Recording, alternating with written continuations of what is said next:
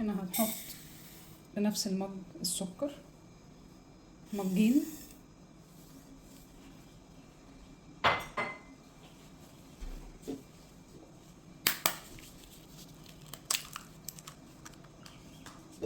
ثلاث بيضات،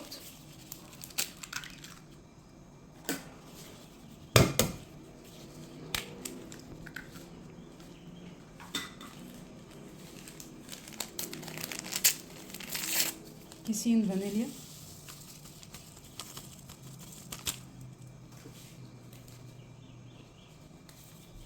لو عندك فانيليا اللي هي السايلة ممكن نحط نقطتين كده،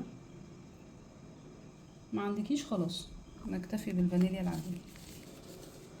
في الكيكة دي نكتر بشر الليمون، يعني بشر مثلا 6 ليمونات كده.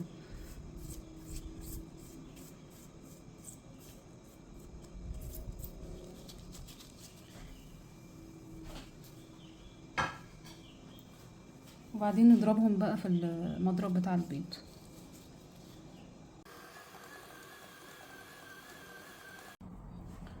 هنحط بنفس المج لبن ونكمل الضرب. هنحط نفس المج زبدة، هنحط 3/4 الكوباية زبدة والربع اللي فاضل زيت علشان ده بيديها طعم قوام مظبوط يعني. هنحطهم دلوقتي مع بقية الخليط علشان يتضرب.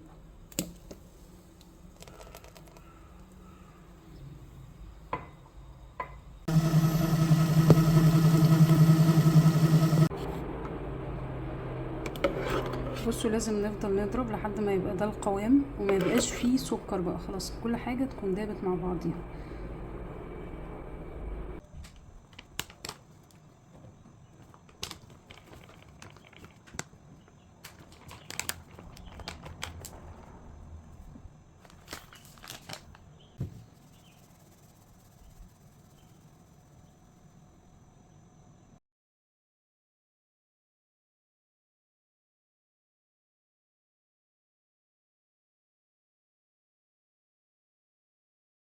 كان عندنا الخليط بعد ما ضفنا له الدقيق كده بقت جاهز خليط الكيك. عايزه تحطيه في صينيه مدوره، عايزه تحطيه في كب كيك اللي هي القوالب بتاعه الكب كيك، عايزه تحطيه في قالب او قالبين حسب الشكل اللي انت عايزاه.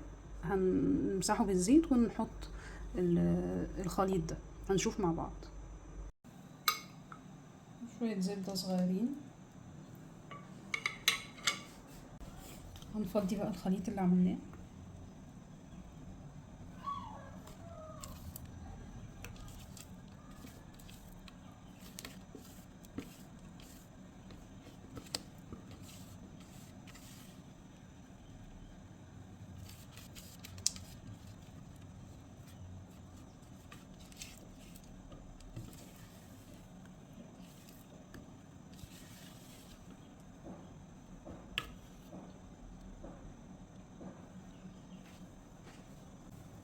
هنحطها على درجة حرارة متوسطة على الشبكة اللي في النص.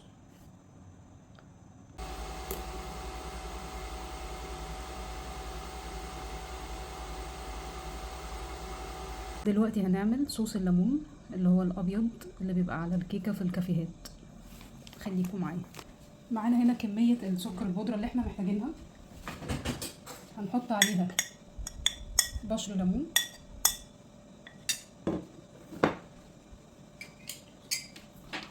وهنبتدي نزود عصير الليمونة بقى واحدة واحدة ونقلب. ده بقى القوام بتاعه.